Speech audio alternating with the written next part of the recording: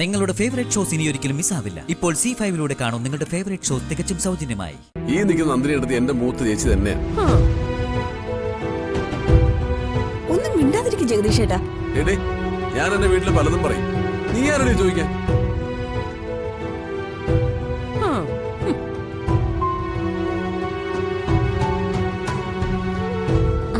അച്ഛൻ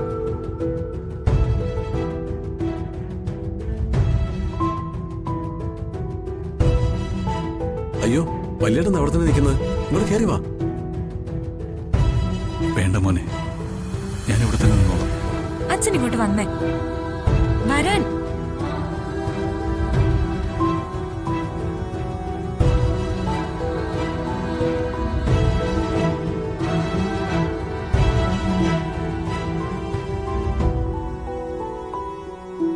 ഇവിടെ നിന്നാലെന്താ? ചെമ്പകമംഗലത്തിന്റെ മേൽക്കൂര ഇടിഞ്ഞു വീഴോ?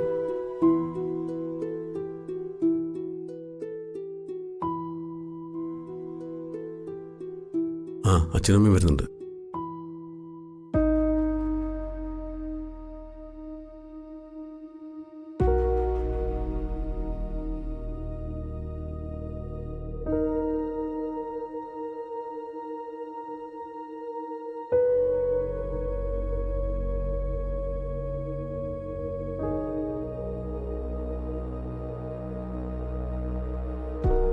എല്ലാവരും ഉണ്ടല്ലോ.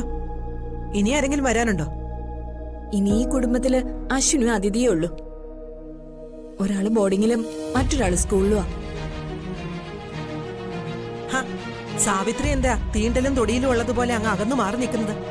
അയ്യോ, ഞാൻ ഈ സമ്മേളനത്തിനും കലാപരിപാടിക്കും ഒന്നുമില്ലേ. ഞാൻ എന്റെ ഓഹരിക്കകത്ത് ഇങ്ങനെ കറങ്ങി നടക്കുന്നു, അത്രേ ഉള്ളൂ. എരുമയുടെ ചെവിയെ കിന്നരവും തമ്പുരവും വായിച്ചിട്ട് കാര്യമില്ല രാജലക്ഷ്മി. നീ കാര്യത്തിലേക്ക് വാ. പല പഞ്ചായത്ത് കമ്മിറ്റിയിലും ഒരലവലാതെ മുമ്പ് കാണും. ഇതും അങ്ങനെ കരുതിയാ മതി.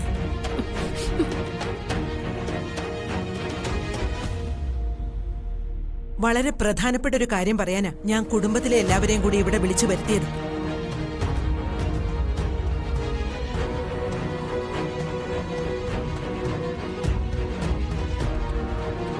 വർഷങ്ങൾക്ക് മുമ്പ് ഈ തറവാട്ടിലേക്ക് എന്റെ മൂത്ത മകൻ കല്യാണം കഴിച്ചുകൊണ്ടുവന്ന എന്റെ മരുമകളാ നന്ദിനി.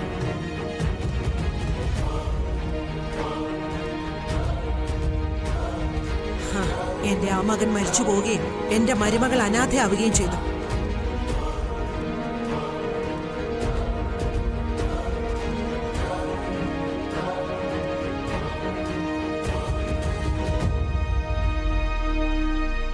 അമ്മേ, അധിക പ്രസംഗം ചെയ്യുന്നതിന് എന്നോട് ക്ഷമിക്കണം. അമ്മയ്ക്ക് മാത്രമാണ് ആ മൂത്ത മകൻ മരിച്ചത്. എന്നെ സംബന്ധിച്ചിടത്തോളം എന്നെ വല്യേട്ടൻ ജീവിച്ചിരിപ്പുണ്ട്. വല്യേട്ടൻ എനിക്ക് എന്ന കുട്ടിക്കാലത്തെ നല്ല ഓർമ്മകളൊന്നും എനിക്ക് മറക്കാനാവില്ല.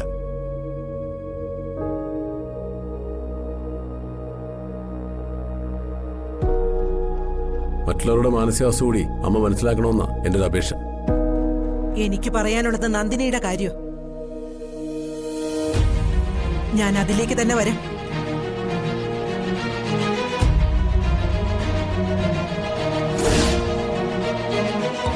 ഡൗൺലോഡ് ചെയ്യൂ C5 ആപ്പ്. കാണൂ എല്ലാ എപ്പിസോഡുകളും സൗജന്യമായി.